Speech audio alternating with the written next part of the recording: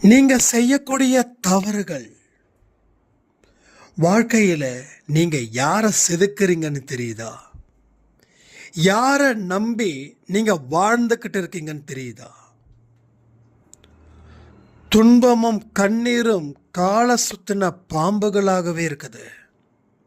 மீள முடியலையா? இல்லை மீள்வதற்கு வழி தெரியலையா? இந்த பிரபஞ்சம் சொல்லும் ரகசியம்தான் என்ன? வாழ வழி இருக்குதுன்னு காட்டக்கூடிய பதிவு தான் இது. ஒரு நிமிடத்தில் கூட உங்க துன்பத்தை நீங்க அடியோட தீர்க்க முடியும். வா என்று சொன்னால் சாய்ப்பா வரமாட்டாரா? நம்பிக்கையை ஏற்படுத்தி வாழ்க்கையில சாதிக்க வேண்டிய நீங்க வேதனையால துடிச்சுக்கிட்டு இருக்கீங்க. ஒரு மீன் தண்ணியில் இருந்தாதான் அது நல்லா இருக்கும். தரையில் விழுந்தா அது துடிக்கும். அந்த துடிப்பு தான் இப்போ உங்கள் வாழ்க்கையில் நடந்துக்கிட்டு இருக்குது. நீங்கள் போய் சேர வேண்டிய இடம் ஒன்று இருக்குது. அந்த இடத்துல நீங்கள் போய் சேர்ந்தாதான் உங்கள் வாழ்க்கையில் மொட்டுக்கள் மலரும். இல்லைன்னா மலரவே மலராது. மொட்டுக்கள் செடியோடு இருந்து அழுகி போயிடும். நாம் ஒரு ஆக்கப்பூர்வமான வாழ்க்கையை வாழ்வதற்குத்தான் கடவுள் இந்த மண்ணில் படித்தார். ஆனால் இங்கே அழிவை நோக்கி செல்வது நியாயமா, தர்மமா?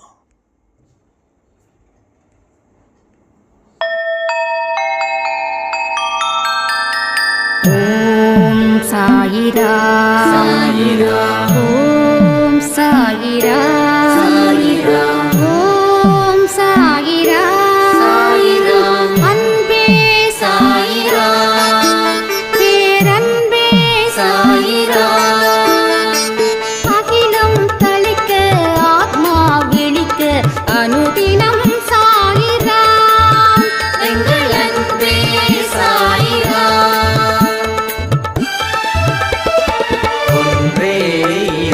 ஒன்றே பூமிக்கென்றும் சாயிரா, சரணம் சாயிரா, நன்றே செய்து வாழ்வோம், நாம் ஒன்றே செய்து வாழ்வோம், அன்பே சாயிரா.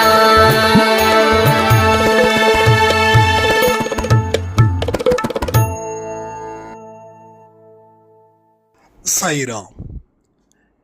என் உயிரின் உயிரானவர்களே, உங்க வாழ்க்கையில எவ்வளவோ துன்பங்கள் உங்களை துரத்துறது நிறுத்தும் அப்படின்னு பார்த்தா அது இன்னும் வேகமா இல்லை துரத்துது. எத்தனை அறிவை தான் பயன்படுத்துறது இந்த துன்பத்தை நிறுத்த? பயன்படுத்தப்பட்ட அத்தனை அறிவுகளும் பயன்படாமலே போயிடுச்சு. நாம எங்கேயாவது ஏன் என் வாழ்க்கையில் இப்படி பிரச்சனை இருக்குதுன்னு நம்ம நோட்டையோ இல்லை நம்ம கையையோ இல்லை சும்மா நிற்கும்போது நம்ம வீட்டை தாண்டி போகிற ஒரு சில குரலோ என்ன சொல்லுன்னா, உங்க வீட்டில் முன்னோர்கள் செய்த பாவம் நிறைய இருக்கு. அந்த பாவம் தான் உங்க வாழ்க்கைய இப்படி புரட்டி போடுது. அந்த பாவத்தை தீர்த்தா மட்டும்தான் உங்க வாழ்க்கையில் நீங்க நினைச்ச எல்லா நல்ல காரியமும் நடக்கும். இல்லைன்னா உங்க வாழ்க்கை மேலும் ஆபத்தில், பாவத்தில், துன்பத்தில் இருக்கும். நீங்க இதை சரி பண்ணாதான் எல்லாமே சரியாகும் அப்படின்னு உங்ககிட்ட சொல்லியிருப்பாங்க. எத்தனை பேருக்கு அது மாதிரி சொன்னாங்கன்னு தெரியல. யாராவது அப்படி சொல்லியிருந்தாங்க அப்படின்னா கமெண்ட் பண்ணுங்க. இது எல்லாமே உண்மையா? அறிவை பயன்படுத்தி வாழ முடியாதா? அப்போ சில விஷயத்துக்கு அறிவை பயன்படுத்தி வாழ்ந்துடலாம். ஆனால் பல விஷயத்துக்கு அறிவை பயன்படுத்தினாலும் ஒரு சில சாபத்தினால வாழ முடியல. இது உண்மை இல்லையா? ஸோ திறமசாலிகள் எல்லாருமே ஜெயிச்சாங்களா? அந்த கேள்வி இருக்கு ஒவ்வொருத்தவங்க மனசுலையும். ஏன்னா அப்படி நடக்கலை, அதனால கேள்விகளாக கேட்குறோம். ஆனால் வெற்றி பெற்றவர்கள் எல்லா திறமைசாலிகளா அப்படின்னு பார்த்தா அதுவும் இல்லை. அப்போ என்னமோ ஒரு மாயாஜல வித்தை இங்கே நடக்குது. அதை நாம் தெரிஞ்சுக்க வேண்டாமா? எத்தனையோ விஷயத்தை நாம் தெரிஞ்சுக்கிறோம். எத்தனை விஷயத்தை தெரிஞ்சுக்கிறோமோ அத்தனை விஷயமும் வாழ்க்கையில் நமக்கு பயன் தரலை. ஆனால் இந்த மாதிரி விஷயத்தை நீங்கள் தெரிஞ்சுக்க ஆரம்பிச்சிட்டிங்க அப்படின்னா உங்கள் வாழ்க்கையில் பலன் மேலே பலனை நீங்கள் அடைய முடியும். ஒரு நல்ல அஸ்திவாரத்தை நீங்கள் போட்டு அதில் ஒரு அருமையான அற்புதமான வாழ்க்கையை நீங்கள் வாழ முடியும். ஸோ கடவுளுடைய கண் பார்வை ஒன்றே ஒன்று. அதை நீங்கள் பெற முடிஞ்சா சாபமாவது பாவமாவது எல்லாமே பொடி பொடி பொடியா வெடிச்சு தள்ளிடும். அப்போ அவருடைய அருட்பார்வை நம் மீது படணுமா பட வேண்டாமா? முன்னோர்கள் செய்த பாவம்னா நம்ம முன்னோர்களை தேடி போக முடியுமா? முன்னோர்கள்கிட்ட கான்வர்சேஷன் பண்ண முடியுமா? எப்பா முன்னோரே, நீ செய்த பாவத்துக்கு நான் இங்கே அனுபவிச்சுட்டு இருக்கேன், அந்த பாவத்தை நீ ஏன் செஞ்ச அப்படின்னு நம்ம முன்னோர்களை சட்டையை பிடிச்சி சண்டை போட முடியுமா? அதுக்கு வாய்ப்பு இருக்கா? வாய்ப்பு இருக்கும். நாம் இறந்து வேணா அந்த முன்னோர்கள் மேல்லோகத்தில் இருந்தால் நாம் நிச்சயமாக 4 கேள்வி கேட்கலாம். ஆனால் கேட்டு என்ன புண்ணியம்? வாழ்ந்தாச்சு, முடிஞ்சாச்சு, மேலே வந்தாச்சு, இனி கேட்கறதுல ஒன்றுமே இல்லை. அப்போ நான் செய்த பாவங்கள் எனக்கு வரக்கூடிய வாரிசுகளுக்கு போய் சேருமா? கண்டிப்பாக சேரும். உங்கள் முன்னோர்கள் செய்த பாவம் உங்களுக்கு வந்தது போல நீங்கள் செய்த பாவம் உங்கள் வாரிசுகளுக்கு நிச்சயமாக போகும். ஆனால் நாம் நிறைய பதிவில் சொல்லியிருக்கோம், முன்னோர்கள்ன்றதும் நீங்கள் தான், வாரிசுன்றது நீங்கள் தான்.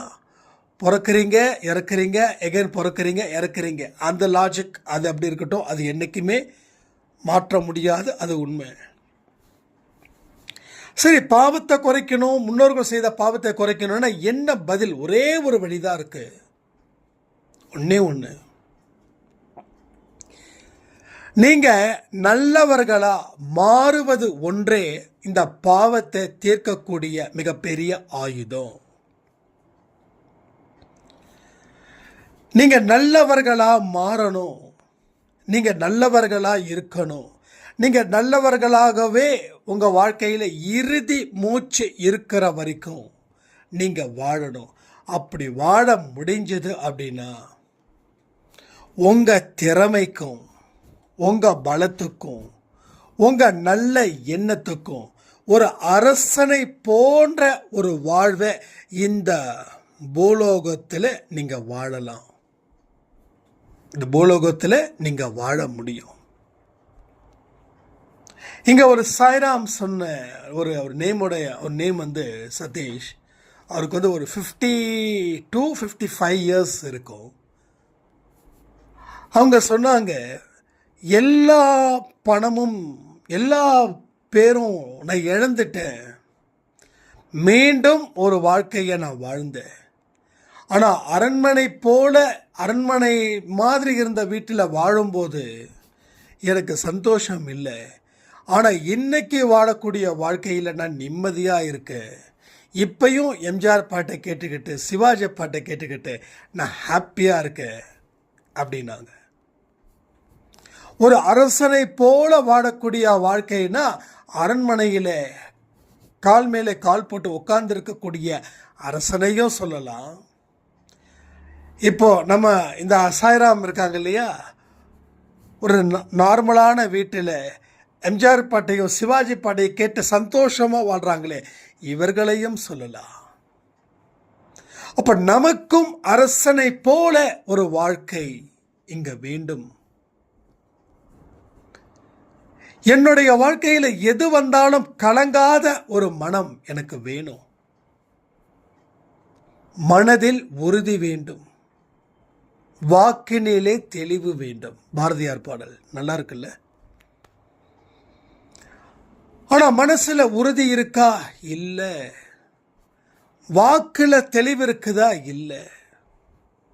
இந்த ரெண்டு விஷயத்தை நாம சிறப்பா செய்கிறோமா? சத்தியமா இல்லை. இன்னைக்கு ஒரு முடிவு எடுக்கிறோம் அப்படின்னா அடுத்த 5 வருஷத்துக்கும் அந்த முடிவின் படி நம்ம வாழ்றோமா? இல்லை. அடுத்த 5 நிமிஷத்துல அந்த முடிவை மாத்துறோம். சரி, வாக்குல தெளிவு இருக்குதா? அது சுத்தமா இல்லை. தப்பிப்பதற்காக ஒரு வாக்கை சொல்றோம். யாராவது ஏதாவது கேட்டாங்கன்னா அந்த நேரத்தில் தப்பிக்கணும், தப்பிப்பதற்காக ஒரு வார்த்தையை சொல்றோம். அது பொய் வாக்கு, உண்மை வாக்கு இல்லை. பொய் வாக்கு எப்படி தெளிவான வாக்கா மாறும்? நீங்க பேசக்கூடிய ஒவ்வொரு வார்த்தையிலையும் இந்த பிரபஞ்சம் தீவிரமாக கவனிக்குது. நீங்க என்ன பேசுறீங்க, எப்படி பேசுறீங்க, எந்த ஸ்லாங்ல பேசுறீங்க, அடுத்தவங்க மனசை குளிர்றது போல பேசுறீங்களா, இல்லை ஆத்திரத்தோடு பேசுறீங்களா, இல்லை அமைதியான முறையில், தன்மையான முறையில், பணிவோடும் அன்போடும் ஒழுக்கத்தோடும் மரியாதையோடும் பேசுகிறீங்களா? இதெல்லாம் இந்த பிரபஞ்சம், யூனிவர்ஸ் அது கிளியராக கவனிக்குது. அப்போ நீ நல்லவனா வாழ்ந்தா மட்டும்தான் உன்னுடைய 5 புலன்களும் நல்லதை நோக்கி போகும். நமக்குள்ள ஒரு கன்ஃபியூஷன், நல்லவனா வாழ்ந்தா ஏமாத்திடுவாங்க, நல்லவனா வாழ்ந்த பாருங்க உங்களை ஏமாத்துறாங்களான்னு பார்க்கலாம். நாம என்ன டெஃபனேஷன்ல நல்லவன் சொல்றோன்னு தெரியல. நல்லவன் அப்படின்றது யாரு, என்ன டெஃபனேஷன், என்ன அர்த்தம்? நமக்கு இல்லைனாலும் பிறருடைய முகத்துல இருக்கக்கூடிய சந்தோஷம் என்னுடைய சந்தோஷம் நினைச்சு சந்தோஷமா வாழக்கூடிய வாழ்க்கை தான் நல்லவன்ற அர்த்தம். கடவுள் எனக்கு எதுவுமே தரல அப்படின்னாலும் கடவுள் எனக்கு எல்லாவற்றையும் கொடுத்திருக்கார், கடவுளுக்கு நன்றி சொல்பவனே நல்லவன். அடுத்தவனுக்கு தன்னால முடிஞ்ச உதவிகளை செய்பவன் எவனோ அவனே நல்லவன். தான் சாப்பிடும்போது எவனாவது ஒருத்த பசியோட வந்தானா ஒட்டுமொத்த சாப்பாடையும் நீ சாப்பிடுப்பான்னு சொல்றவனே நல்லவன். தன் குழந்தையை பராமரிப்பது போல் பிறர்க்குடைய குழந்தையையும் அக்கறையோட பராமரிப்பவனே நல்லவன். இது மாதிரி சொல்லிக்கிட்டே போலாம். ஆனா நாம நல்லவன் வச்சிருக்கிறதுல 1% வேணா இருக்கலாம், ஆனா 99% நாம நல்லவன் இல்லை, நல்லவன் இல்லை. அதனால இந்த புளித்து போன மாவை தூக்கி எறிகிறது போல இந்த மாதிரியான வார்த்தைகளை தயவு செய்து தூரம் எரிஞ்சிடுங்க. நீங்க நல்லவன் சொல்ல வேண்டாம், நீங்க நல்லவன் சொல்லாதீங்க. கடவுளுடைய மனசு யாருக்கு இருக்குதோ அவனே நல்லவன். புரியுதா உங்களுக்கு? அப்ப நல்லவன் சொல்றதுலயே அகம்பாவமும் ஆணவமும் தலைக்கு ஏறுது. நான் யாருக்கும் எந்த தொல்லையும் பண்ணலன்னு சொல்றான், அவன் நல்லவனாயிடுறான். ஆனா தான் குடும்பத்தை தாண்டி பிற குடும்பத்துக்கு உதவிகள் செய்யாம இருக்கிறான், அவன் எப்படி நல்லவனா இருக்க முடியும்? அப்போ நாம ஏமாற்றப்பட்டது, நாம் இந்த உலகமே நம்மளை ஏமாத்தினது போல நாம நினைக்கிறோம்.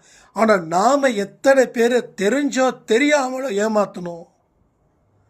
இது வரைக்கும் ஒரு வாழ்க்கையில நாம ஒருத்தவங்களை கூட ஏமாற்றவே இல்லையா? பெற்ற தாய் தந்தையை ஏமாத்தினது இல்லையா? ஸ்கூல் டீச்சரை ஏமாத்துறது இல்லையா? உங்க ஃப்ரெண்ட்ஸை ஏமாத்துனது இல்லையா? உங்க ரிலேட்டிவ்ஸை ஏமாத்துனது இல்லையா? வேலை செய்கிற இடத்துல முதலாளியை இல்லை கஸ்டமரை ஏமாத்துனது இல்லையா? ஏமாத்தி இருக்கிறோம். தெரிஞ்சோ தெரியாமலோ, தெரியாம தான் நிறைய ஏமாத்திட்டு இருக்கோம். தெரிஞ்சு ஏமாத்துறது வேணா குறைஞ்சிருக்கலாம், ஆனால் தெரிஞ்சு ஏமாத்துறது வேணா நிறைய இருக்கலாம். தெரியாமல் ஏமாத்துனது இன்னும் நிறையவே இருக்கும். கண்ணுக்கு முன்னாடி சில விஷயத்தை நம்ம கவுண்ட் பண்ணுறோம், ஏன்னா முடியுது. ஆனால் கண்ணுக்கு தெரியாம எத்தனை கவுண்டிங் போகுதுன்னே தெரியலையே. அப்போ நீ நல்லவரா மாறு, உன்னை கடவுள் வல்லவரா மாற்றுவார். அப்போ உன்னோட பாவங்கள், அது முன்னோர்கள் செய்ததோ இல்லை நீ முன்னோர்களாக இருந்து செய்த பாவமோ எந்த கர்மமோ எல்லாமே போயிடும். கர்மத்தை தொலைக்கணும். நீ கர்மத்தை தொலைச்சிட்ட அப்படின்னா உன்னை சுற்றி இருக்கிற அத்தனை மனுஷங்களும் நல்லவர்களாக உன் முன் காட்சி அளிப்பார்கள். அப்போ இது எல்லாமே உள்ள கொண்டு வர முடியுமா இந்த உலகத்தில் அப்படின்னு நீங்கள் கேட்கலாம். கலியுலகம் இதில் நல்லவனா வாழ முடியுமா, இந்த மாதிரி நிறைய கேள்வி நமக்குள்ள வரும். அது யார் அந்த கேள்வி எழுப்புறாங்க தெரியுமா? நம்மளுடைய தீராத ஆசைகள் தான் மாயை தான் ஆசை. கரெக்டா? அந்த ஆசைகள் தான் நம்மளை பாடாப்படுத்துது. சில பேருக்கு பணத்தாசை, சில பேருக்கு பொருள் ஆசை, சில பேருக்கு பதவி ஆசை, இன்னும் எத்தனையோ இது மாதிரி ஆசைகளை சொல்லிக்கிட்டே போகலாம். ஒவ்வொருத்தவங்களும் ஒவ்வொரு இடத்துல பலகீனமாக இருக்கிறாங்க. ஆனால் பலகீனமே இல்லாமல் ஒரு மனுஷன் வாழ்ந்துட்டான் அப்படின்னா அவனுக்கு ராஜாவாக இருப்பான். அப்போ அந்த இடத்துக்கு நம்மளை நாம கொண்டு போகணும். வேற யாரும் கொண்டு போக முடியாது. கொண்டு போவாங்க, மற்றவர்கள் கொண்டு போகக்கூடிய இடம் பெரிய ஆபத்தை கொடுக்கும். ஆனால் நம்மளை நாம கொண்டு போகக்கூடிய ஒரு இடம் இருக்கே, அது ஒரு மிகப்பெரிய வளர்ச்சியின் ஒரு இடமா இருக்கும். அது மகிழ்ச்சியை கொடுக்கக்கூடிய ஒரு இடமாகவும் அது அமையும். ஸோ இந்த வளர்ச்சியும் இந்த மகிழ்ச்சியும் வேண்டும் என்றால் உங்களை நீங்க சுமக்க தயாரா இருக்கீங்களா? கமெண்ட் பண்ணுங்க. அப்போ இந்த வெளி உலகத்தில் சொல்லக்கூடிய வார்த்தைகளை தயவு செய்து உள்ளே கொண்டு வராதிங்க. ரோட்டில் எத்தனையோ பேர் நடக்கிறாங்க, உங்கள் வீட்டை தாண்டி அத்தனை பேர் உங்கள் வீட்டுக்கு வர முடியுமா? அந்த வீட்டுக்கு வர தகுதியானவர்கள் மட்டுமே அந்த வீட்டுக்கு வரணும். எல்லாரையும் வர வச்சுட்டா நம்ம எங்கே போக முடியும்?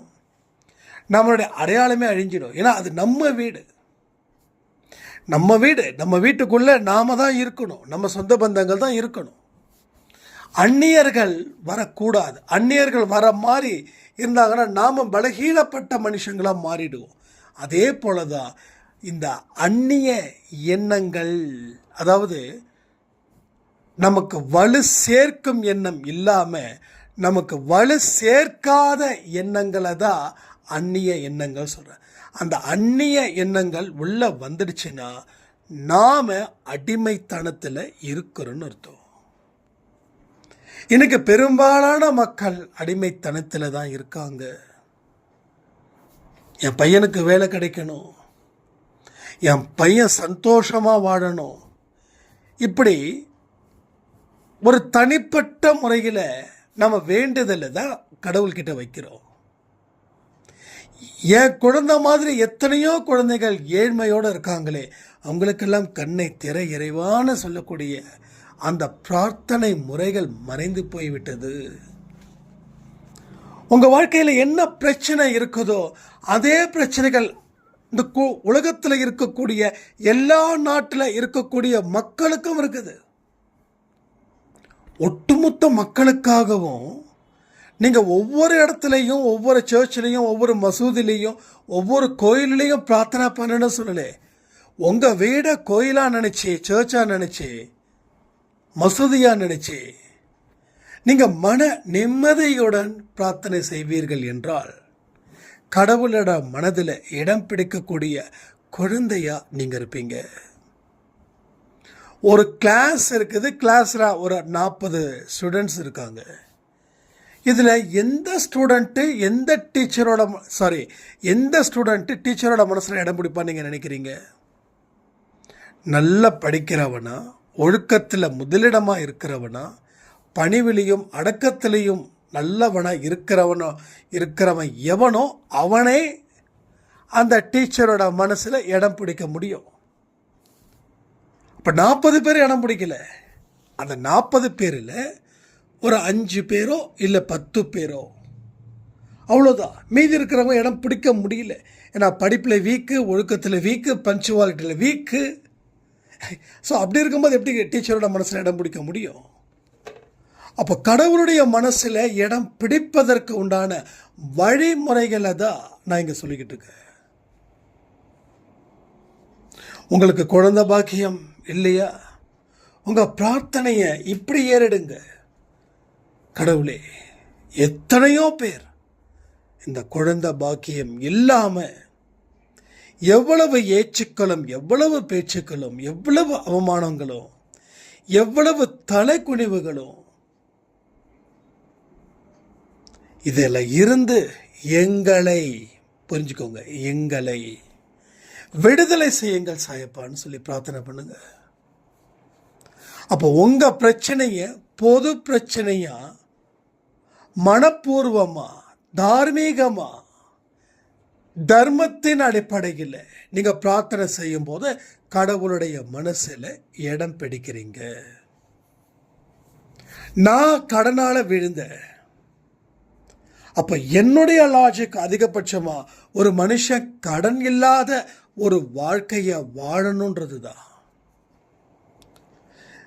அப்ப ஆரோக்கியம் இல்லாம நோயோட இருக்கிறவங்களுக்கு என்ன பிரச்சனை? கடன் பிரச்சனை பற்றி உங்களுக்கு தெரியாது, ஆனால் நோயினால் பாதிக்கப்பட்டு இருக்காங்க. அப்போ அவங்கள மாதிரி எத்தனை கோடி மனுஷங்க இந்த உலகத்தில் இருப்பாங்க. அவங்களுக்காக பிரார்த்தனைக்கு நேரம் காலம் எதுவுமே இல்லை. எப்பொழுதுமே பிரார்த்தனையில் இருக்கலாம். நீங்கள் வேலை செஞ்சுக்கிட்டே கூட பிரார்த்தனையில் இருக்கலாம். நான் தீவிரமாக கடனால் பாதிக்கப்பட்ட நேரத்தில் அதிகமாக நான் முணுமுணுத்தது சாயப்பாவை, அதிகமாக முணுமுணுத்தது என்னுடைய பிரார்த்தனைகள். என்ன மாதிரி எத்தனை மனுஷங்க கடனை வாங்கி அனாதையா, குடும்பம் இருந்தும் அனாதையா நிற்க வேண்டிய ஒரு அவல நிலை.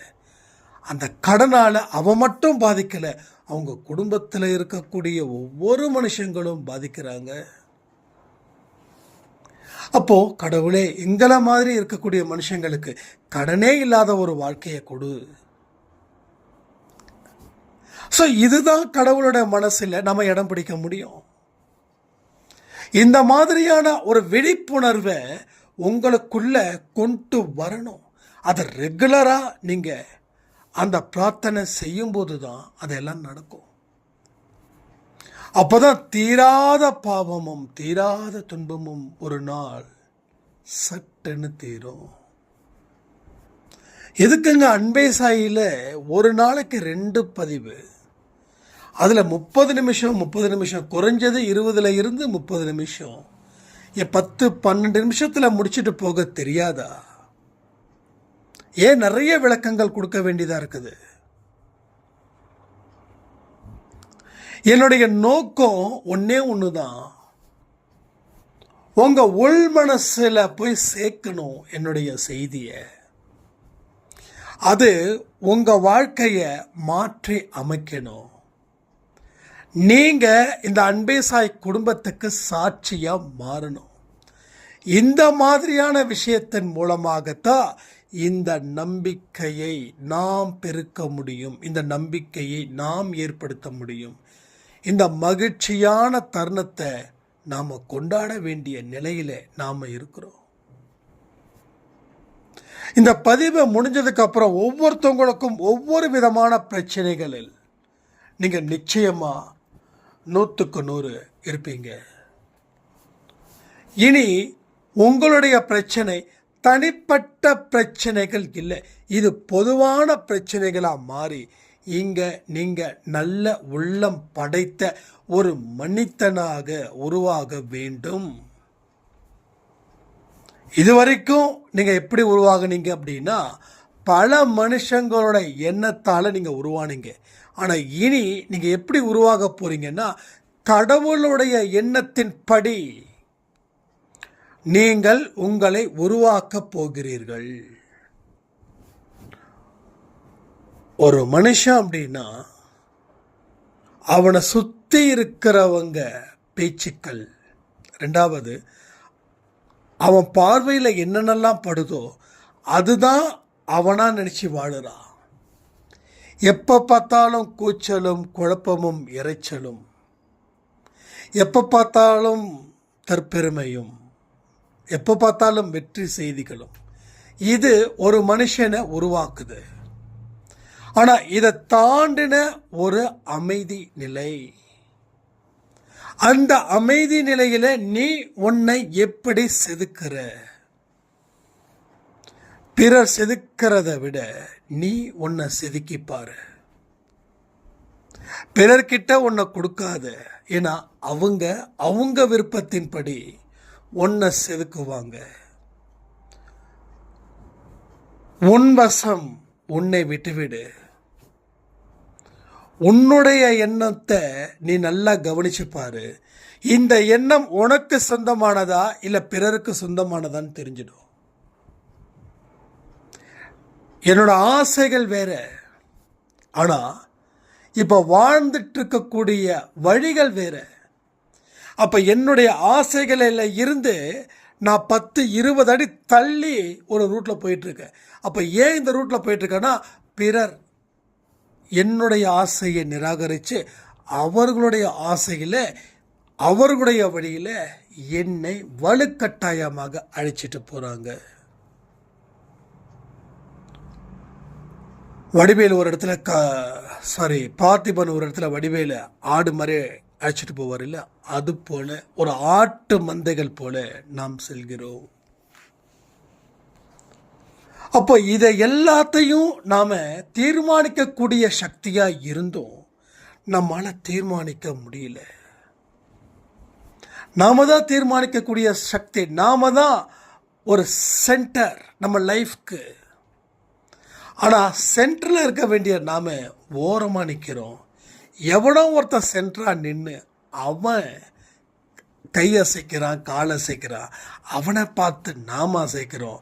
அவன் கடைசியில் பள்ளத்தில் விடுறான், நமக்கும் அதே பள்ளம் அவன் ஏற்பாடு பண்ணிட்டான். நடக்குதா இல்லையா? அப்போ வாழ்க்கை முறை உங்கள் வாழ்க்கையில் பல வேதனைகளை கொடுக்குது. அது சாதனையில் இருந்து பல தொலைவு தள்ளி நிற்குது. ஸோ இதில் கற்றுக்க வேண்டிய விஷயமும் கற்றுக்கப்படாத விஷயமும் உங்கள் எப்பேற்பட்ட வாழ்க்கையை வாழணுமோ அப்பேற்பட்ட வாழ்க்கையை கொடுக்குது.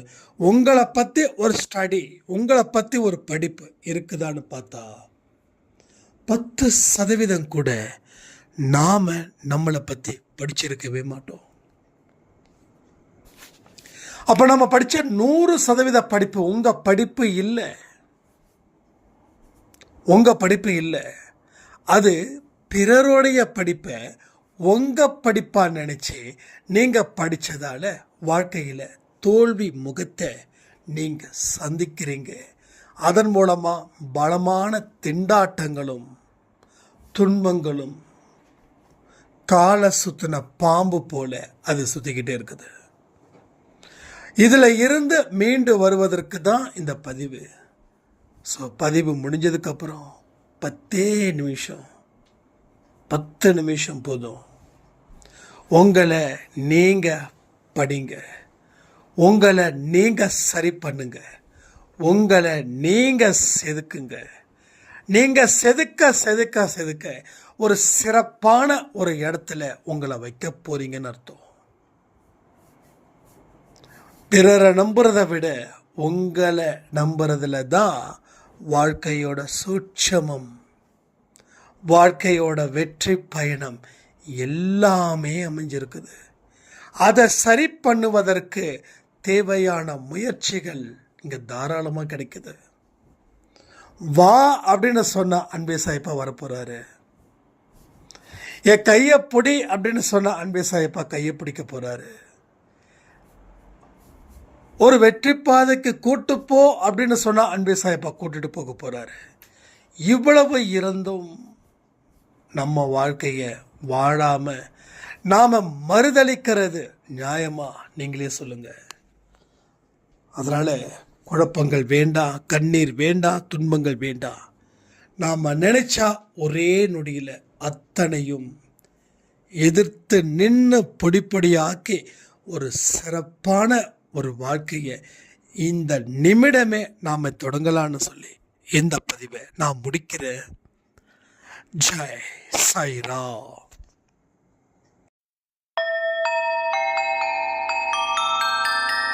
ஓம் சாயிரா.